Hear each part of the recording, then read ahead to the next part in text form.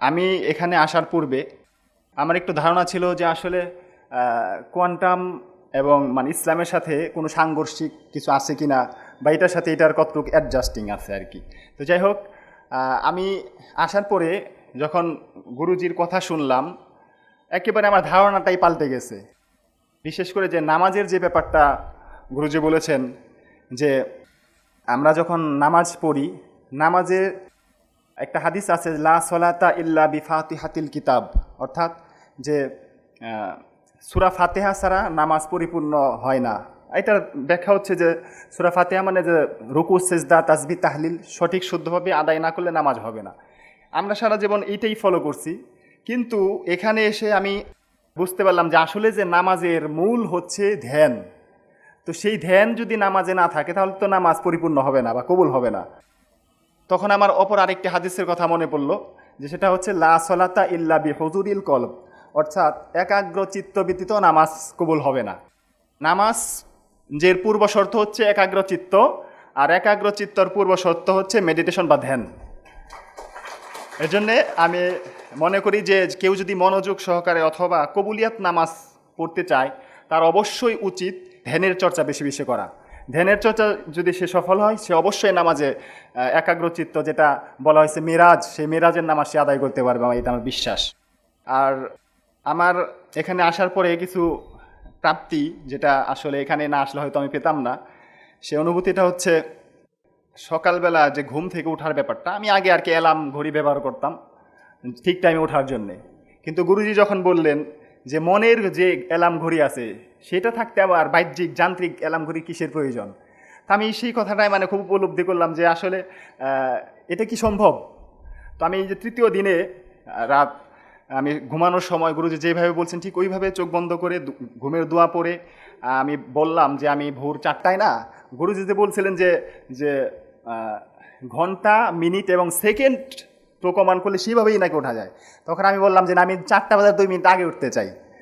তো সত্যি সত্যিই কী হয়েছে যে আমি ঘুম মানে ওই দিন ঘুমালাম, তো ভোরবেলা চোখ খুলে গেছে আর কি, আমার ঘুম ভেঙে গেছে। তো অন্ধকার ছিল, কেউ তখন ওঠে নাই। তখন আমি ভাবতেছিলাম যে আমার ঘুম ভেঙে গেছে। ও আচ্ছা, আমার তখন মনে পড়লো আমি তো এরকম কমান্ড দিয়েছিলাম। তখন আমি সত্যি সত্যি ঘড়ির দিকে তাকাই, দেখি ঠিক 3টা 58 মিনিট। আলহামদুলিল্লাহ, এটা আসলে এখানে এসে আমার আমি এটা সত্য একটা সুন্দর জিনিস। আর আরেকটা ব্যাপার হচ্ছে যে আমি মানিকগঞ্জ শহরে থাকি, ওখান থেকে আমার বাড়ি প্রায় 20 কিলোমিটার দূরে। তো আমার মাকে আমি মাঝে মধ্যে এমনি জাগাই দিতাম তাহাজ্জুদের নামাজ পড়ার জন্য, অথবা ফজরে ডেকে দিতাম, উনি অনেক একটু অসুস্থ, হয়তো ঘুম ভাঙে না। তো আমি আজকে বললাম যে গুরুজি যে বললেন যে মনের মাধ্যমে আরেকজনকে ডাকলে নাকি সে শুনে, তো এটা আমি একটু অ্যাপ্লাই করে দেখি। তখন আমি যখন উঠলাম রাতে, শেষ রাতে, তখন আমি আর ফোন না করে আমি চোখ বন্ধ করে কয়েকবার দম নিলাম। এরপরে আমি মনে মনে কল্পনা করলাম যে এখন আমি আমার বাড়ির সামনে গিয়েছি এবং মায়ের যে ঘর, সেই ঘরের দরজার সামনে গিয়েছি, গিয়ে আমি মাকে সালাম দিলাম এবং বললাম, মা উঠো, তুমি ফজরের নামাজ পড়বে না? কিন্তু পরবর্তীতে কি ঘটনা হয়েছে, যে পরে আমাকে মা আবার ফোন দিছে, সে হয়তো যায় না আমি এই কোর্সে আসছি বা মানে ঢাকায় আসছি। সে বলতেছে, বাবা তুমি কোথায়, আমি তোমাকে খুঁজতেছি, তুমি যে সকালে আমাকে ডাকার পর আমি তো উঠলাম, অজু করে নামাজ পড়লাম, আমি তো ভাবছি হয়তো তুমি অনেক রাতে বাসায় আসছিলে, এর জন্য আমাকে ডাকো নাই, হয়তো পাশের ঘরে তুমি তোমার ঘরে ঘুমাইছিলা, তো সকালবেলা উঠে আর তোমাকে খুঁজে পাচ্ছি না, কী ব্যাপার তুমি চলে গেলা? তখন আমি বললাম যে মা, আমি আমি এসে পরে বলবো ব্যাপারটা, আসলে আমি বাড়িতে আসি নাই, আমি ঢাকায় আছি। যাই হোক, আলহামদুলিল্লাহ, যেই যে মন থেকে ডাকলে যে আরেকজন শুনে, সেই প্রাপ্তিটা আমি এখানে থেকে মানে প্র্যাকটিক্যালি প্রমাণিত হয়েছে আমার।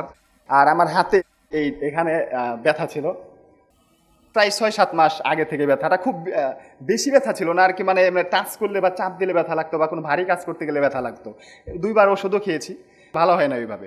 যাই হোক, কিন্তু আমি এই যখন গুরুজি গতকাল এই যে আরোগ্যর যে ব্যাপারটা বললেন, ধ্যানের ঘরে যে নিরাময় কক্ষে যে কমান্ড করতে, আমি সেইভাবে করেছি। তো ইনশাল্লাহ আজকে সকাল মানে কালকের বিকেল থেকে আমি আর মানে ব্যথাটা আরও উপলব্ধি করছি না, আলহামদুলিল্লাহ। যাই হোক, আলহামদুলিল্লাহ, আমি মনে করি কোয়ান্টাম এমন একটা জায়গা যেখানে মানুষের ইহকালীন কল্যাণ এবং পরকালীন মুক্তির একটা পথ এটা। এজন্য আমি সকলকে আহ্বান করব যে কমপক্ষে আপনারা যারা আসেন নাই, তারা কমপক্ষে পরীক্ষা করার জন্য হলেও যে গিয়ে দেখি আসলে ব্যাপারটা কি, পরীক্ষা না করেই একটা ভুল মিথ্যা, ওটা ভুল বা ওটা ঠিক না বা ইসলামের সাথে ঠিক মিল নাই এরকম গুজব বা এটাকে খারাপ বলা এটা উচিত না। কারণ হচ্ছে আমার সামনে মিষ্টি আছে, বলা হলো যে তুমি তো এই মিষ্টি কখনো খাও নাই, খেয়ে দেখো এটা খাইলে মিঠা লাগে। এখন আমি যদি না খেয়ে কি উপলব্ধি করতে পারবো যে এটা মিঠা না তিতা?